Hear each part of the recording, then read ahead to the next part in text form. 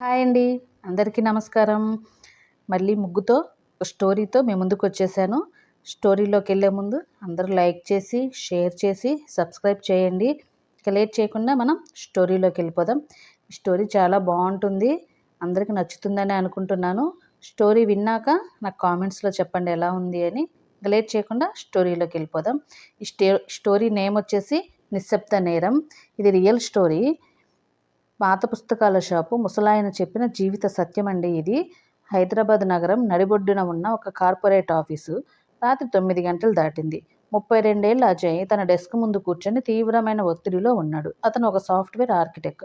ఆ రోజు client presentation ఉంది. కానీ చిన్న టెక్నికల్ ఎర్రర్ వల్ల ప్రెజెంటేషన్ ఆలస్యం అయ్యింది. 5 నిమిషాల ఆలస్యానికి అజయ్ తన జూనియర్స్ మీద అరిచేశాడు. మీకు బాధ్యత లేదా? 5 నిమిషాలు అంటే ఎంత విలువైనదో తెలుసా? ఆ ఒక్క ఆలస్యం వల్ల మన కంపెనీ ప్రతిష్ట పోతుంది అని విరుచుకుపడ్డాడు. అతని కోపానికి ఆఫీస్ అంతా నిశ్శబ్దమైపోయింది. అజయ్ తన బ్యాగు తీసుకొని వేగంగా పార్కింగ్ వైపు వెళ్ళాడు. కార్ స్టార్ట్ చేసి ఇంటికి బయలుదేరాడు. దారిలో మళ్ళీ ట్రాఫిక్ జామ్. సిగ్నల్ దగ్గర ఒక 2 నిమిషాలు రెడ్ లైట్ పడేసరికి స్టీరింగ్ మీద గట్టిగా కొట్టాడు. ఛీ, ఈ ట్రాఫిక్ వల్ల నా టైం అంతా వేస్ట్ అయిపోతుంది అని తనలో తాను గొనుక్కున్నాడు. ట్రాఫిక్ దాటుకొని వెళ్తుండగా రోడ్డు పక్కన ఒక పాత పుస్తకాల షాపు కనిపించింది. ఎందుకో తెలియదు కానీ అజయ్ కారు ఆపాడు. ఆ షాపు యజమాని ఒక ముసలాయన. పేరు శాస్త్రి గారు. ఆయన చాలా నిశ్శబ్దంగా ఒక మూల కూర్చొని ఫోన్లో ఎఫ్ఎం రేడియో వింటున్నారు. అజయ్ లోపలికి వెళ్ళి ఏవైనా మంచి పుస్తకాలు ఉన్నాయా అని అడిగాడు. ఆ ముసలాయన కళ్ళజోడు సరిచేసుకుంటూ అజయ్ వైపు చూశారు. అజయ్ ముఖంలో ఉన్న అసహనం, ఆ కోపం ఆయనకు అర్థమయ్యాయి. పుస్తకాలు చాలా ఉన్నాయి బాబు, కానీ నువ్వు వెతుకుతున్నది దొరకడం కొంచెం కష్టం అన్నారాయన. నేనేం వెతుకుతున్నానో మీకు ఎలా తెలుసు అని అడిగాడు అజయ్ ఆశ్చర్యంగా. నువ్వు కోల్పోయిన సమయాన్ని వెతుక్కుంటున్నావు బాబు. ఇందాక సిగ్నల్ దగ్గర నువ్వు పడిన ఆరాటం చూశాను. 2 నిమిషాల ఆలస్యానికి నీ రక్తం మరిగిపోయింది కదా అని శాస్త్రిగారు అడిగారు. అజయ్ కొంచెం సిగ్గుపడి, అవును తాత, సమయం అంటే నాకు చాలా పట్టింపు. ఒక్క క్షణం వృధా అయినా తట్టుకోలేను అన్నాడు గర్వంగా. శాస్త్రి గారు ఒక పాత డైరీని తీసి అజయ్ ముందు పెట్టారు. అందులో మొదటి పేజీలో ఒక వాక్యం రాసి ఉంది. మనం చిల్లర దొంగతనం చేస్తే అరెస్ట్ అవుతాము, కానీ మన జీవితాన్ని దొంగలిస్తే ఎవరూ పట్టించుకోరు. అజయ్ ఆ వాక్యాన్ని చదివి అర్థం కానట్టు చూశాడు.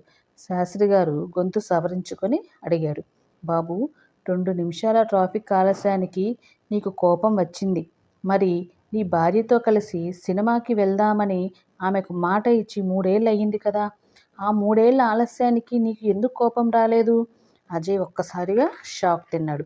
నీ కొడుకు పుట్టినప్పుడు వాడితో రోజూ ఆడుకుంటానని నీకు నువ్వు చెప్పుకున్నావు. వాడు ఇప్పుడు 5వ క్లాస్కి వచ్చాడు. ఈ 10 ఏళ్ల ఆలస్యానికి ఎందుకు నీ మనసు విలవిలలాడలేదు? మీ నాన్నగారికి కాశీ చూపించాలని అనుకొని 5 ఏళ్లు గడిచిపోయాయి. ఆ జాప్యం నీకు ఎందుకు బాధించలేదు? ఈ ప్రశ్నలు అజయ్ గుండెల్లో సూదుల్లా గుచ్చుకున్నాయి.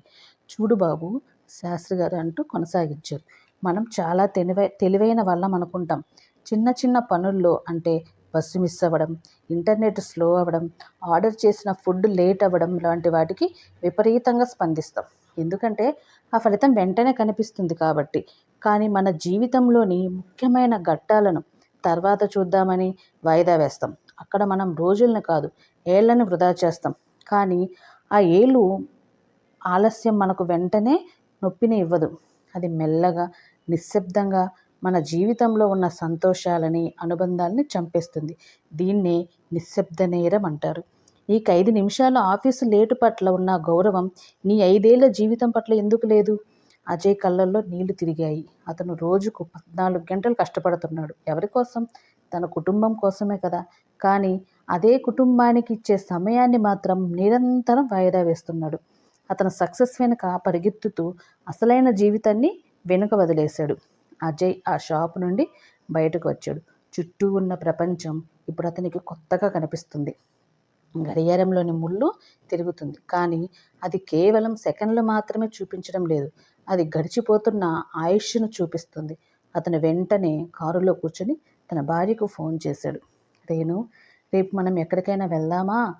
ఆఫీస్కి సెలవు పెడుతున్నాను అని అన్నాడు. అవతల నుండి నిశ్శబ్దం. ఆ తర్వాత ఆమె గొంతులో నమ్మలేని ఆనందం. నిజంగానా అజయ్? మళ్ళీ ఏదైనా మీటింగ్ ఉందని క్యాన్సిల్ చేయవు కదా అనింది రేణు.